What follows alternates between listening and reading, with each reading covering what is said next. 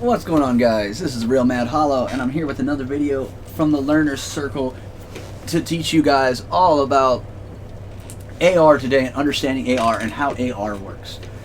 So, what is AR, or in this case, attack power? For those who don't know, just going over here. Attack power is basically the damage that you're going to do. What it's listed here is the number of the damage that you're going to do with a single light attack, not a charged heavy, but a light attack, no weapon powers, no nothing, just standard what you're going to do to them before you hit them, before their defense is applied. So in this case, it says right now, since I don't have any weapon in my hand, I'm at 187. For those who don't know where it's at, it's you just right here. These are all listed. These are the 3 right hand, and those are the 3 left hand for weapons and shields, or if you put a weapon in your left hand. So we're going to go ahead and just equip a couple weapons so I can show you. Let's go ahead and do this for fine. Mailbreaker. Let's do the Brigand Twin Daggers, and let's do something. Let's do something a little bit bigger here.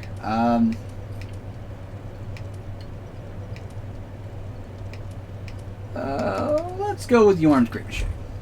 And we'll go ahead and cut down this armor so we can cut down some of the weight. Okay, so first thing, if you notice that all of my right hand's stats have changed for right hand right here. My character's walking on its own. So, first off, if you notice, since I equipped a dagger, I'm at 116. This is the Mailbreaker dagger. Next up is the Brigand Twin Daggers. It says 111, and then here is Yorn's Great Machete at 301. And then, as you can see in my left hand, because there's nothing in there, it's literally just 187. So, basically, that means that anytime I slash an enemy, I'm going to be doing about 116. And I know you're asking, well, why did the damage go down instead of going up? And I'll explain that in just a second. So we're going to run over here. So basic enemy. So this enemy here with a standard R1, before defenses are applied, it should be about 116. As you've noticed, with his defenses, he's not taking 116. There's 116 with a charge. With a charged R2. I about to do basically almost full damage. And this guy's got a shield, so as you can see, it's doing nothing.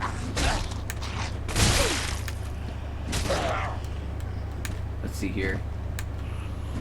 There it is. And there it is with a critical attack at 495. With a standard, R1 critical attack.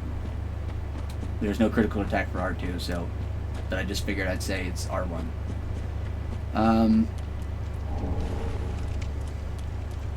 So, with that said, come back over here. With these weapons, like I said, it's before defenses are applied. So the question is, how did we get to 116, right? Why does it say 116? What's going on here? I'll explain it by looking at exactly this UI screen. So when you hit the explanation button and you go down here, you'll find out first off that it's a dagger, obviously. It's a slash type thrust weapon, meaning that the enemy that we attacked has slash resistance or thrust resistance, depending on which attack we used. This right here lists what's known as its weapon power. All weapons have basically a secret weapon power that they can use. Our weapon art, usually it's by hitting the bottom left trigger, or L2 for some, depending on controller. I don't know what it is on PC, I'm sorry, but it's the weapon art. Here's what it costs to use the weapon art. This is the weight, the durability. These right here, the guard absorption, is what happens if you use it for a blocking weapon. If you use it to block an attack or anything like this, this is what it'll get. It'll reduce 35% of the physical damage, 20% of the magical damage, and that's like pretty much a flat amount. So like for instance, literally if somebody's doing about 2,000 magic damage, it's only going to block 20% of that. And that doesn't include too if it drains your stamina completely out or anything like that. Over here, as you can see, it says attack power. It says 80 plus 36, meaning it's got, you know, 80 damage, and then a boost that we're getting from it based on the stats of my character is 36 damage. That's how much extra it's getting. And how do we get to that? We're going to go down here and figure that out. By the way, I also just want to hit this right here. This says critical. It says 125.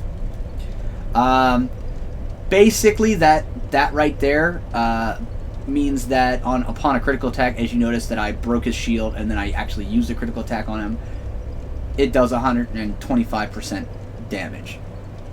So, for those who are wondering how it got to 400 and something. But we're going to go down here.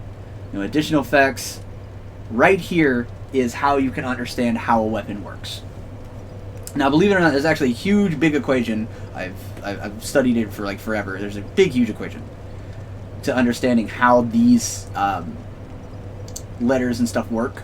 But they're, you know, we're not going to cover like the big, huge, you know, mathematical, you know, formula for it. We're just going to break it down in the simple, easy terms.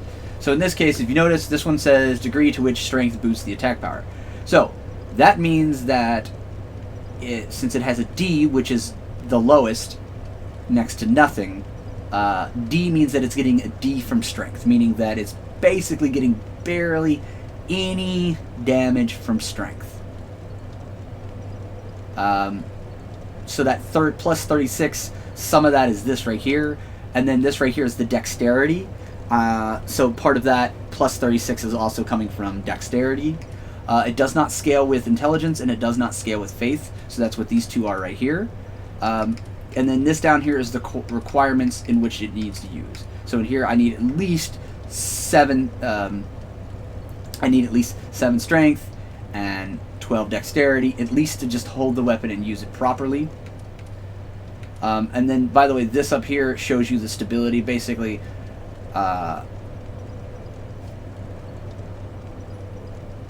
When somebody attacks you and you're using it to block with, the 15 is a pretty low number, meaning that's going to use a boatload of stamina just to block an attack from another player or from an enemy, period.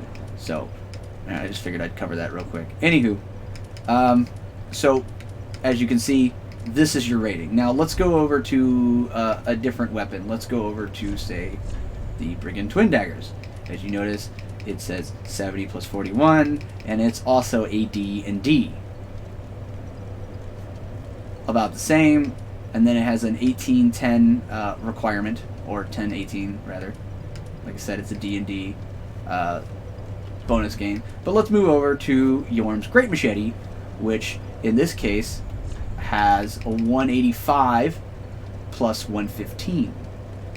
And if you go down here and look, it's a C in strength, which is pretty average, meaning that I'm getting a pretty average boost from my strength stat in order to power up this weapon and how much more extra damage it can do it. And you can also see too, it has a high strength requirement and a high dexterity requirement, meaning that this weapon is going to do way more damage and is way more suited for me than, say, the daggers are. So let's equip another weapon, another set of weapons, and we'll try to do it, you know, try to do another set here. We'll go ahead and equip the Moonlight Greatsword. We'll equip the Dark Greatsword, and we'll equip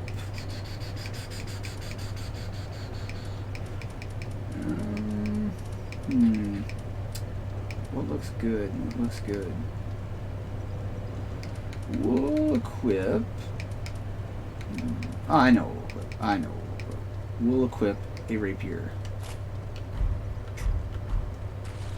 So, as before, this is a +5 Moonlight Greatsword, so it's upgraded to the max for the Moonlight Greatsword. Again, it is a greatsword. It does standard damage. It doesn't necessarily have a slash or strike or thrust. It's just standard. It has the, again, the Moonlight Vortex, which is its weapon art, costs 18 FP, so on and so forth. Now, if you notice here, it has two different types of attack power. It has a physical attack power, and it has a magical attack power. The physical attack power, you notice, is 126 plus 18, which down here you can see with strength, it has the lowest of lowest rating. I forgot that this rating even exists, so I'm sorry for those I said that D was the lowest. E is the lowest, but you don't often see E, so that's why I'm like, oh, E, what? Oh, yeah, I guess I forgot about E. So, E does exist. And then as you notice here, it says magic damage, 238 plus 239, and that's getting a boost off of my intelligence stat, which my intelligence stat's 99, so this is the max amount that it'll ever get from this. And unless equipping like other rings or other items to increase the magic damage in which this weapon can do. And then as you notice, it has a high intelligence requirement, but low dex and low strength requirement. This weapon is a staple among the Souls games. You'll also find it in other games too. The only game I haven't seen it in, which I've heard it's not in, is Sekiro. But so this weapon is a pretty standard weapon among the series, and as you can see, it's got a pretty good weapon damage. And by the way, if you're wondering, the Moonlight Greatsword is a 622 altogether with stats altogether. And then you can see the 849 and the 517 all in the right-hand weapons. And when we go back in here, I'll switch it back over so you can see over here what all the damage is altogether when it's added all together. So next up, we're going to go ahead and cover the Dark Greatsword. This is a Dark Greatsword plus 10. So this is maxed out, and it's also infused with Dark. This is an Ultra Greatsword, so this is not just it's a little bit higher. It does standard damage as well. Its power is Stomp.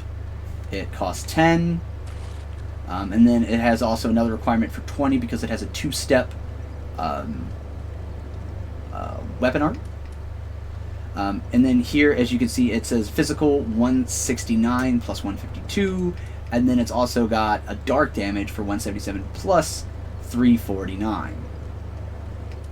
And then if you scroll down here and you look, it scales C in strength, which is, again, on the average, D in dexterity, and then A in intelligence, and then A in faith. Also note that the highest rating is S rating, so it goes E, D, C, B, A, S, E being the lowest, S being the highest, so A is pretty good to have. Again, I forgot about E. Like, again, you won't see it that often. Anywho, as you notice, with 2 A ratings, you're getting a significant amount of damage boost. And if you notice here, since this is the second weapon in my slot, over here, it's at 849, meaning that one swing is going to pretty much own any enemy that you hit. Because not many enemies have, like, super above 1,000 health. Like, there is enemies that do have above 1,000 health, but this weapon is going to do a lot of damage to them. And then in New Game Plus playthroughs, it's going to continue doing damage. So let's go ahead and go to the third weapon here, which is the Crow Quills, which is plus 10, so it is also max upgrade. Whoops. It says a special thrusting sword, because it has extra little doohickeys to go with it. It actually has daggers that you can throw with it. It has a slash thrust property. Its power is called Quill Dart. Again, it throws those little darts. Only costs 7, so it's pretty cheap. It has a physical of 127 plus 95, a magic of 127 plus 168. And as you notice, it's an ECA, meaning that, again, strength is you're not getting much from it. But then again, here it is. You're getting C dexterity and you're getting A intelligence. With that said, most of the bonus is coming from my intelligence stat, considering my intelligence stat is very high. So you can see where, like, what you need, when you go to equip a weapon, you will see what stats are needed and, you know, what stats are required in order to make a weapon do a lot of damage. And for those who want to know, this is at a 517. Gosh darn it. This is at a 517 over here. There it is. A 517 damage with the two 127s plus the 95 plus the 168. You will find enemies, by the way, that are like resistant to magical damage, so it'll do less damage. You'll also find enemies who are resistant to physical damage, where it'll basically just, you know, be hitting with the full magic damage. Or sometimes you'll find them that's resistant to both. So just be aware of that. So that pretty much covers it.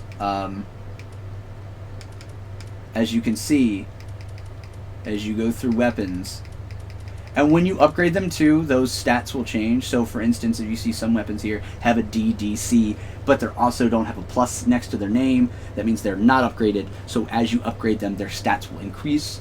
Also, another thing too is doing infusions will also change the stats. For instance, like I said, I equipped this greatsword with Dark, and as you can see, it's now got ratings in Intelligence and Faith, whereas over here you have a Blessed Greatsword which has an S in Faith right here, but it's a C and D in Strength and Dexterity, but it has an S in Faith. And it still does physical damage, as you can see, because it's a Blessed Sword, it's not anything else. Here is a Crystal Cathedral Greatsword, CEA. It's A in Intelligence. So whatever you infuse your weapon with, those stats will be there, and I'll cover infusions in a different video. So that's going to be about it. I thank you guys for tuning in. This is the Mad Hollow, and thanks for joining the Learner's Circle. Bye.